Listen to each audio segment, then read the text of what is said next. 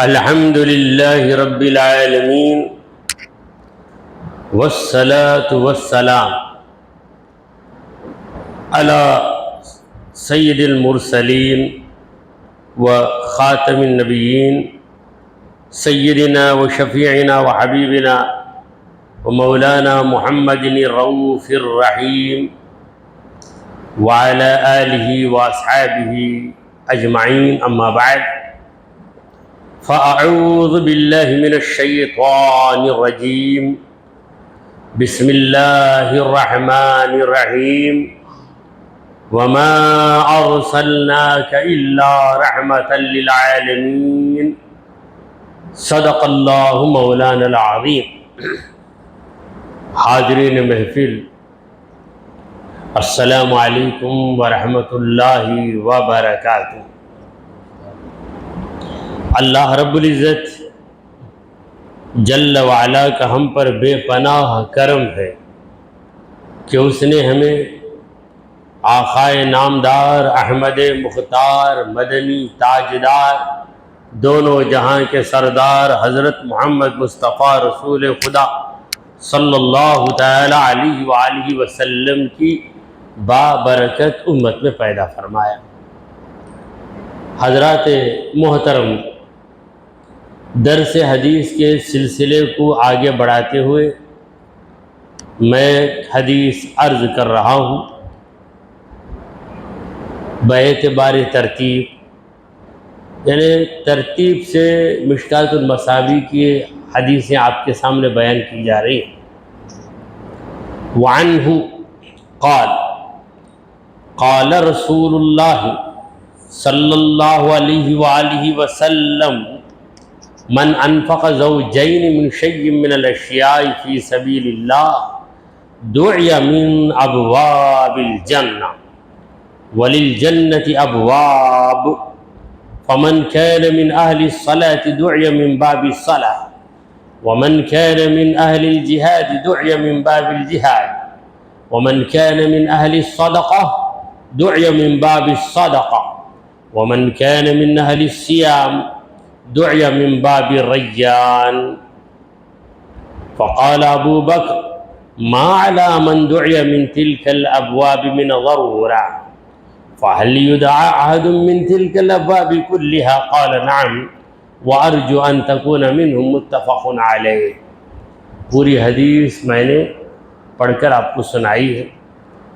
سمجھ میں آئے یا نہ آئے، الفاظ حدیث کے عربی میں جب ہم سنتے ہیں تو ہمارے دلوں کو لطف ملتا ہے، دماغوں کو سکون ملتا ہے.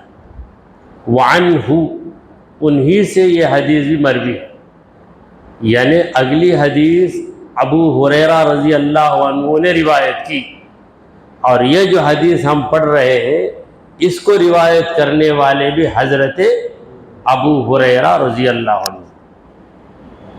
حضرت ابو ہریرہ نے کہا کہ اللہ کے رسول محمد عربی صلی اللہ تعالی علیہ وآلہ وسلم نے فرمایا، جو شخص چیزوں میں سے کسی بھی چیز کو جوڑے دار نکالے اللہ کی راہ میں، اسے بلایا جائے گا جنت کے دروازوں سے. من انفقہ، جو بھی خرچ کرے. خرچ کرنا سخی کے لیے آسان، بخیل کے لیے موت ہے. تو جو خرچ کرے گا زوجین من شیء من الاشیاء، کسی بھی چیز کو جوڑے کے ساتھ، مطلب اگر خیرات میں چپل دے رہا ہے تو دونوں چپل دے. ایسا نہیں کہ یہ چپل سیدھے پاؤں کا دے دیا، الٹے پاؤں کا چپل دیے بغیر رہا تو کیا فائدہ. تو جو چیزیں جوڑے کے ساتھ پہنے، یہی حال کپڑوں کا بھی ہے. اگر دے رہا ہے خمیس کے ساتھ لنگی بھی دے دے یا پاجامہ بھی دے دے تو یہ بہتر ہے. یا یہ مطلب بھی ہو سکتا ہے کہ جو بھی چیز دے دو دے دے، یعنی کسی کو بطور صدقہ یا خیرات پیسے ہی دے رہا ہے، 1 درہم کے بجائے 2 درہم دے دے. یا یہ بھی مطلب ہے کہ کسی کو بطور خیرات ہدیے کے نام سے ہی دے رہا ہے، 1 گلاس دے رہا ہے، 1 ٹملر دے رہا ہے، 1 کے بجائے 2 ٹملر دے دے. تو بہرحال جو دو چیزیں اللہ کی راہ میں نکالے فی سبیل اللہ، اللہ کی راہ میں، یہ شرط ہے. اللہ کی راہ میں، اللہ کی راہ کا مطلب یہ نہیں کہ ایک راستہ ہے جس کا نام اللہ کا راستہ، جس طرح پیرمبور ہائی روڈ ایک راستہ ہے، ایسا راستہ نہیں. اللہ کے راستے میں کا مطلب اللہ کو راضی کرنے کے لیے یہ مقصد ہو تو اسی کا نام ہے اللہ کا راستہ. اللہ کے راستے میں دیجئے تو سائل نے کہا اللہ کے راستے میں دیجئے، تو گھر کے مالک نے کہا پہلے مجھے اس کا ایڈریس دیجئے. تو ایڈریس کہاں سے دے گا؟ اللہ کے راستے کا کوئی ایڈریس نہیں، کوئی پتہ نہیں. اللہ کا راستہ خیرات کرنے والا دل میں یہ مقصد رکھے کہ میرا رب میری اس خیرات کو قبول کر لے، تو وہ اللہ کے راستے میں دے رہا ہے. اگر دوسرا کوئی مقصد ہو تو اللہ کے راستے میں نہیں دے رہا ہے بلکہ شیطان کے راستے میں دے رہا ہے. تو ایسا شخص یعنی خیرات کرنے والا سخی، اسے جنت کے دروازوں سے بلایا جائے. وَلِلْجَنَّةِ أَبْوَابٌ، حضور اکرم صلی اللہ علیہ وسلم فرماتے ہیں کہ جنت کے کئی دروازے. ایک اور حدیث میں آیا ہے کہ 8 ابواب، 8 دروازے، جنت کے کئی دروازے ہیں. فمن كان من اہل الصلاۃ، جو نمازی ہوگا، اہل صلاۃ، صلاۃ کا معنی نماز، جو نمازیوں میں ہوگا، دعی من باب الصلاۃ، اسے نماز کے دروازے سے بلایا جائے. جنت میں ایک دروازہ ہوگا، اس دروازے کا نام ہے باب الصلاۃ، نماز کا دروازہ. تو وہاں سے بلایا جائے گا، اے نمازی، اے نمازی، آ جاؤ آ جاؤ، یہ تمہاری کیٹیگری ہے، یہ تمہارے لیے بنایا گیا دروازہ ہے، اس دروازے کے اندر گھسو، جنت میں پہنچ جاؤ.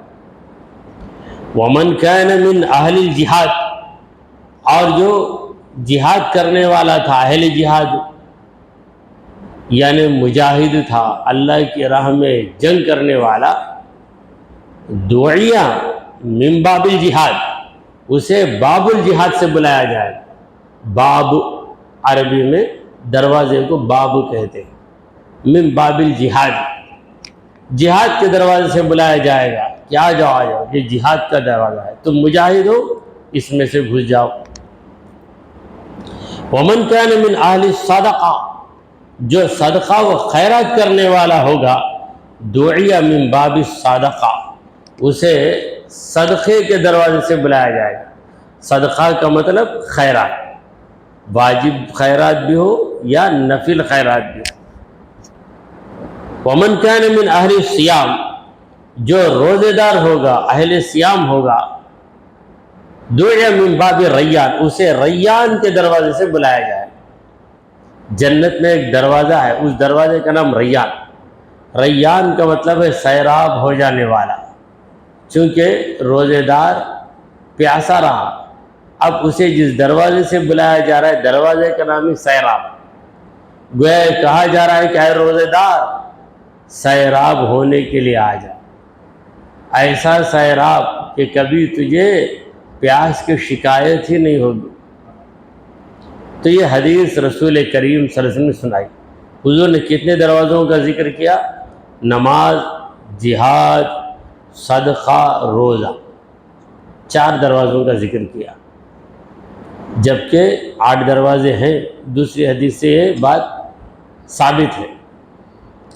فقال ابو بکر، حضرت ابو بکر صدیق رضی اللہ تعالیٰ عرض کرتے ہیں ما علی من دعی من تلک الابواب من ضرورہ، یعنی اس بات کی کوئی ضرورت تو نہیں ہوگی کہ ایک آدمی کو تمام دروازوں سے بلایا جائے.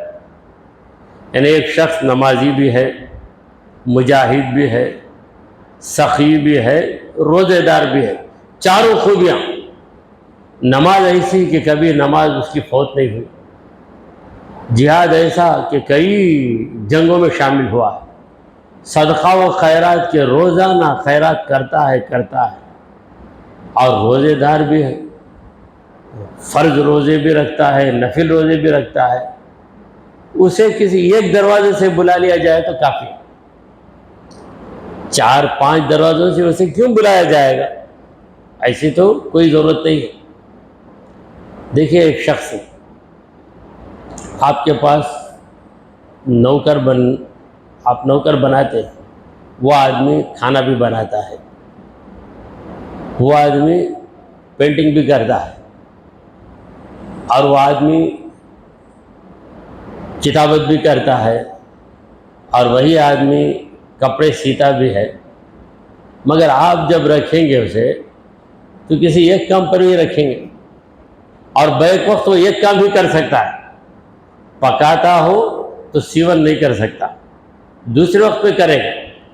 یعنی ایک ہی آدمی کئی ہنر کا مالک، اور ایک شخص کئی زبانیں جانتا ہے، عربی بھی، اردو بھی، انگریزی بھی، سنسکرت بھی.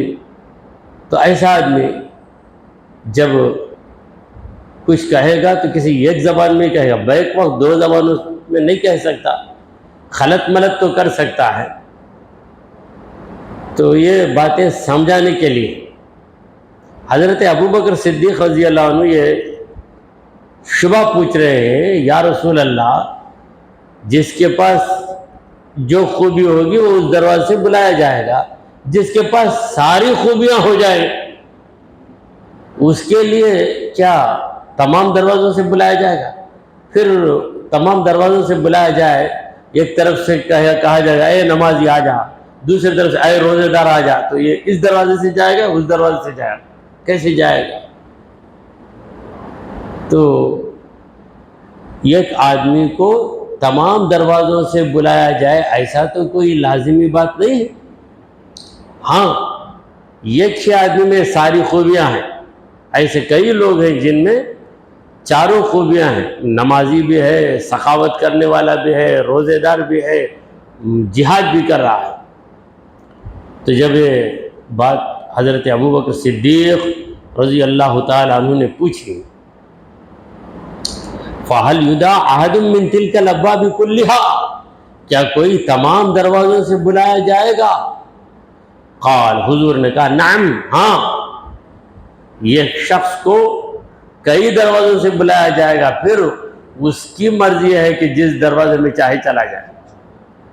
اس کے استقبال کے لیے، اس کی تعظیم کے لیے، اسے آنر کرنے کے لیے، اس کا مقام بتانے کے لیے ہر دروازے سے آواز آئے گی ادھر آؤ ادھر آؤ، پھر وہ جس دروازے سے اس کا جی چاہے چلا جائے گا.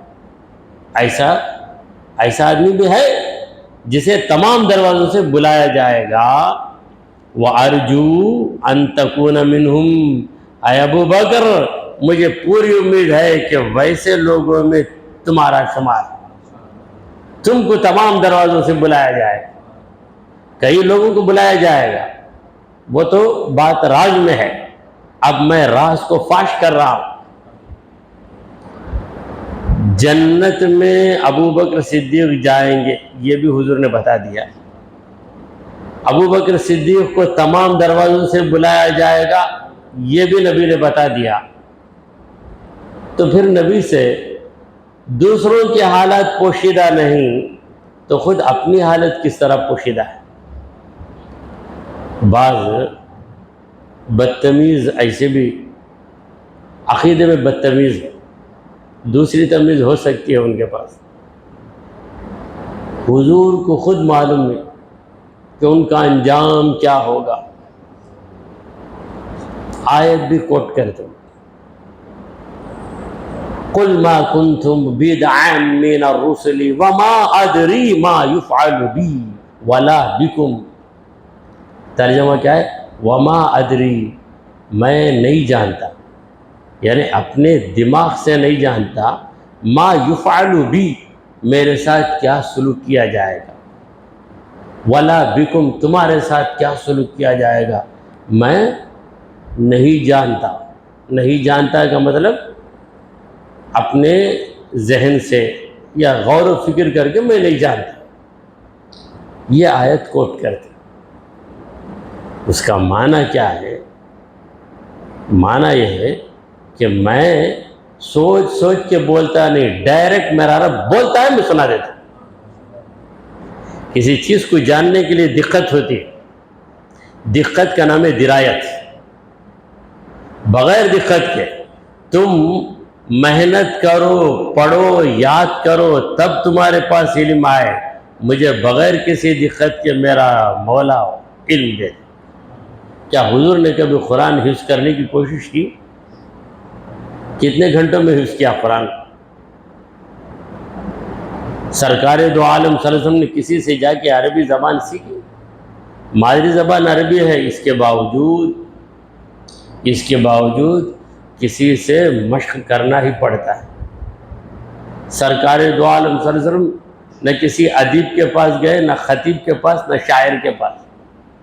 تو میں نہیں جانتا کا مطلب میں غور و فکر کر کے گیس کر کے نہیں جانتا ہوں، گیس کر کے نہیں جانتا، بلکہ میں یقینی طور پر جانتا ہوں، کیونکہ میں جو جانتا ہوں میرے رب سے جانتا ہوں. یہ جو سورس آف نالج ہے بڑا پکا ہے، رب کی طرف سے میں جانتا ہوں کہ میں کیا، میرا غلام بھی جنتی. میں جانتا ہوں کہ ابو بکر کا مقام کیا ہے، عمر کا مقام کیا ہے، علی کا مقام کیا ہے. میں جانتا ہوں کہ حضرت عثمان شہید ہو کر ہی دنیا سے جائیں. ایک بار رسول کریم صلی اللہ علیہ وسلم کوہ احد پہ کھڑے ہوئے تھے، پہاڑ پر کھڑے ہوئے تھے، تو آپ کے ساتھ حضرت ابو بکر صدیق بھی ہے، حضرت عمر بھی ہے، حضرت عثمان بھی ہے، تین. حضرت علی نہیں تھے. تو اس وقت پہاڑ کو جنبش آئی. یہ جنبش زلزلہ نہیں ہے، اسے وجد آ گیا. مجھ پر آقائے نامدار کھڑے ہوئے اور اس تاجدار کے ساتھ کیسے ستارے چمک رہے. حضور اکرم صلی اللہ علیہ وسلم نے فرمایا اثبت یا احد، اے احد ٹھہر جا، فإنما علیک نبی وصدیق وشہیدان، تیرے اوپر ایک نبی ہے، ایک صدیق ہے، دو شہید ہیں. حالانکہ اس وقت نہ حضرت عمر کی شہادت ہوئی، نہ حضرت عثمان کی شہادت ہوئی. کئی برسوں کے بعد دونوں کی شہادتیں ہوتی ہیں. حضور فرماتے ہیں دو شہید تیرے اوپر کھڑے، ایک نبی ہے، ایک صدیق ہے. یہ بات تو واضح ہو گئی. وہ شہیدانی، دو شہید. عربی میں تثنیہ بنانے کا طریقہ کیا ہے؟ الف نون لگا دینا. عالم کا معنی ایک عالم، دو الف نون لگا دو، عالمانی دو عالم. مسجد ایک مسجد، مسجدانی دو مسجد. کیونکہ جب یہ درس حدیث ہے تو عربی کے ایک دو قاعدے بھی معلوم ہو جائیں تو برا کیا ہے، اس میں بھلا ہی بھلا ہے. رجل ایک آدمی، رجلانی دو آدمی. گھوڑا فرسن، فرسانی دو گھوڑے. تو شہیدانی کا مطلب دو شہید. فإنما علیک نبی وصدیق وشہیدان، دو شہید کھڑے ہوئے. آج لوگوں کو یہ قاعدہ نہیں ہے. نور جو نام ہے اچھا نام، اب اس کو کیا کریں گے، لیٹسٹ بنانا، نورانی نام رکھ دیں. نورانی یا لگائیں گے تو وہ الگ ہے، نورانی نوران، شہیدان کی طرح نوران. ہر ایک کو محمد کے بجائے محمدان، جس کا ترجمہ ہے دو محمد لیکن آدمی ایک ہے. کیا خوش ہو جاتا ہے. لیٹسٹ ہے مگر تو ٹیسٹ کے نہیں کیا نا، ٹیسٹ کیے بغیر رکھ دیا. کئی نام ایسے پوچھے تو اس میں دیکھ لیتے، وہ جو جال ہے نا، نیٹ میں دیکھ لیں تو حضرت ابوبکر صدیق رضی اللہ تعالیٰ عنہ کا مقام کتنا اونچا ہے۔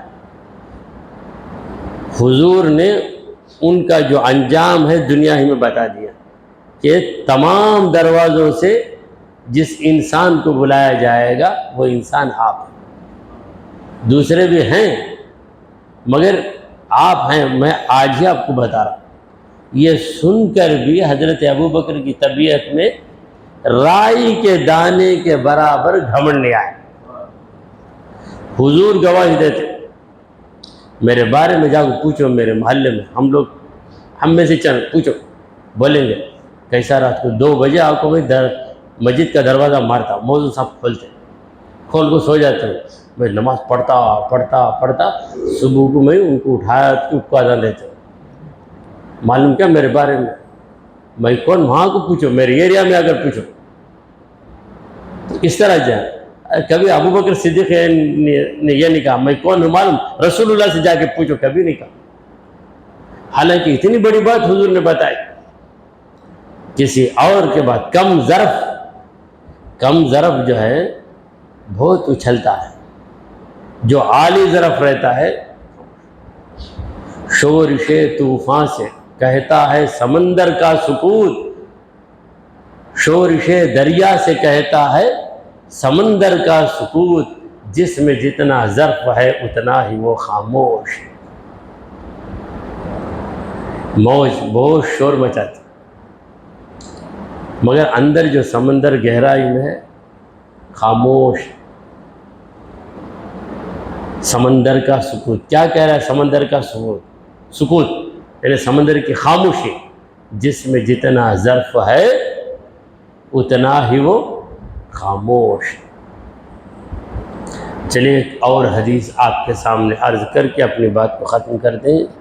وعنہ، انہی سے یعنی ابو ہریرہ سے، یہ ہو ضمیر ہے، نام بار بار لانے کی ضرورت نہیں، جیسے ہم انگریزی میں کہیں گے زید آیا، زید بیٹھا، زید سویا، نہیں، زید آیا وہ بیٹھا وہ سویا، زید کیم، اس کے بعد ہی سیٹ، ہی سلیپٹ، ہی لے کے آتے نا، اسے کیا کہتے ہیں؟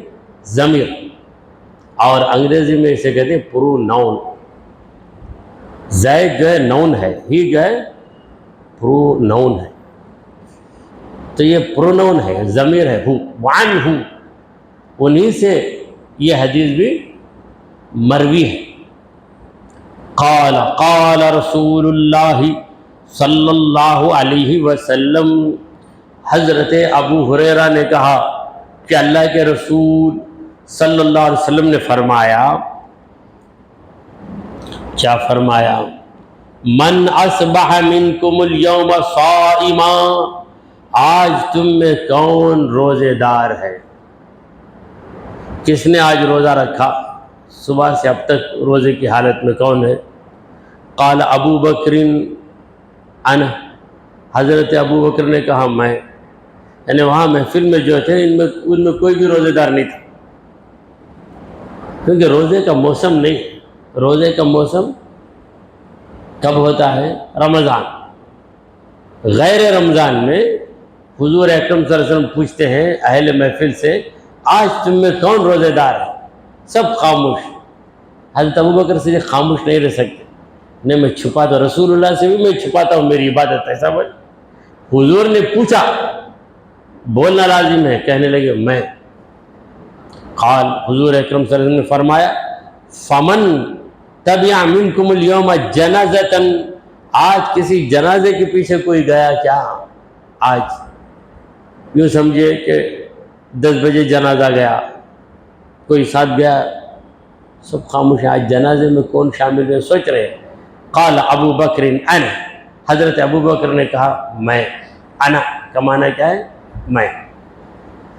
قال فمن اطعم منکم اليوم مسکینا، حضور صلی اللہ علیہ وسلم فرماتے ہیں آج کسی مسکین کو کھانا کس نے کھلایا؟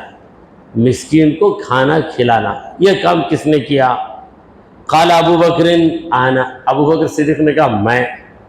حضور جانتے ہیں یہ کام آج ابو بکر صدیق کر کے آئے، آج ان کا مقام سب پہ روشن کرنا ہے، راز کو فاش کرنا ہے، اور یہ بھی جانتے ہیں کہ یہ جواب ابو بکر کے سوا کوئی دے نہیں سکتا، کیونکہ کسی نے وہ کام نہیں کیا۔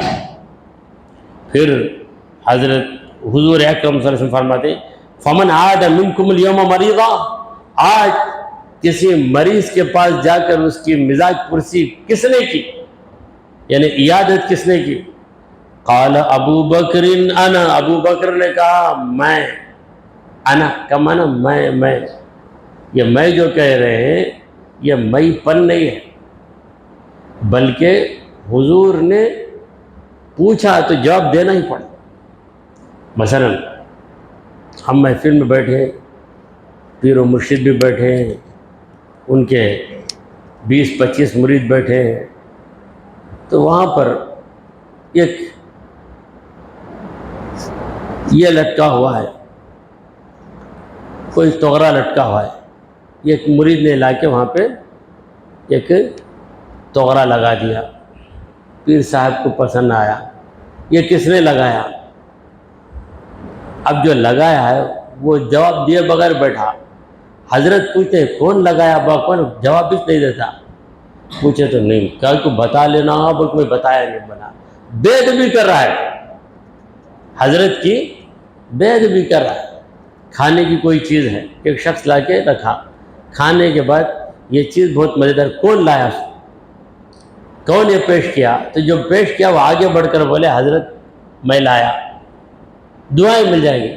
بولے اور باہر آ کر بولتا کون لایا؟ میں لایا، لیکن وہاں بولا نہیں، میں کیا بولے تو میں شان میں دکھا لیتا ہوں، تو تیری ڈبل ریاکاری ہو گیا، باہر آ کے دو ریاکاری، پہلے تو میں کیا یہ بتا دیا، دوسرا میں اتنا بھاری عبادت گزار ہوں کہ میں ظاہر نہیں کیا، میرے اندر ریاکاری نہیں ہے، یہ جتا رہا ہے ڈبل ریاکار بن جاتا ہے۔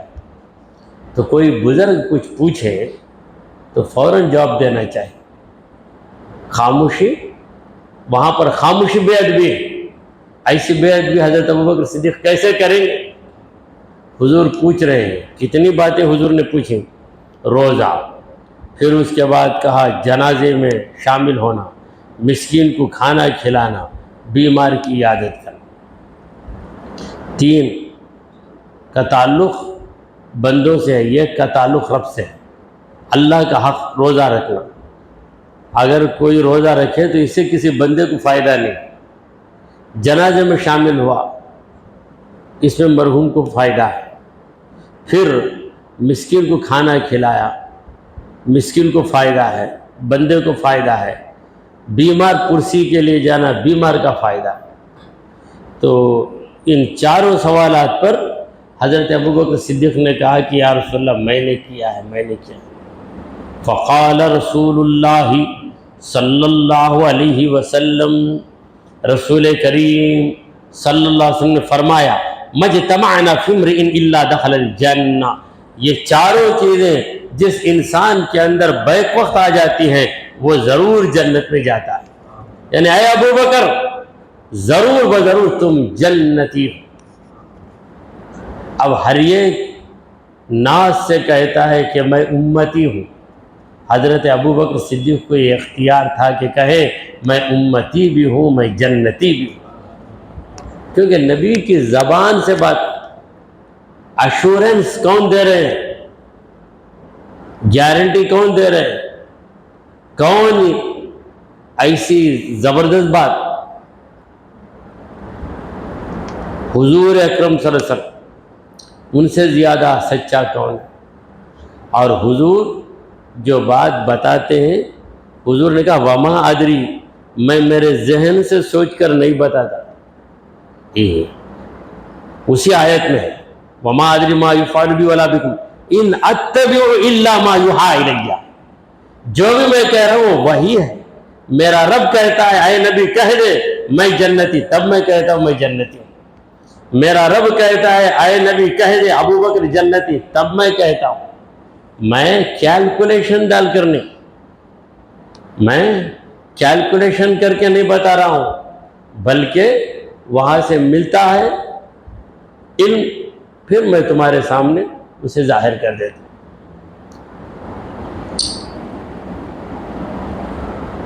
رواہ مسلم، اس حدیث کو امام مسلم نے روایت کیا ہے۔ دعا کیجئے کہ پروردگارا ہم نے جو کچھ کہا اور سنا اسے قبول فرما، اے اللہ ہمارے گناہوں کو معاف فرما دے، ہماری خطاؤں کو درگزر کر دے، اے رب غفور ہم پر تیری خاص رحمت نازل فرما، اے اللہ ہمارا خاتمہ ایمان کی حالت میں فرما۔ وصلی اللہ تعالی علی خیر خلقہ سیدنا ومولانا محمد وعلی آلہ واصحابہ اجمعین۔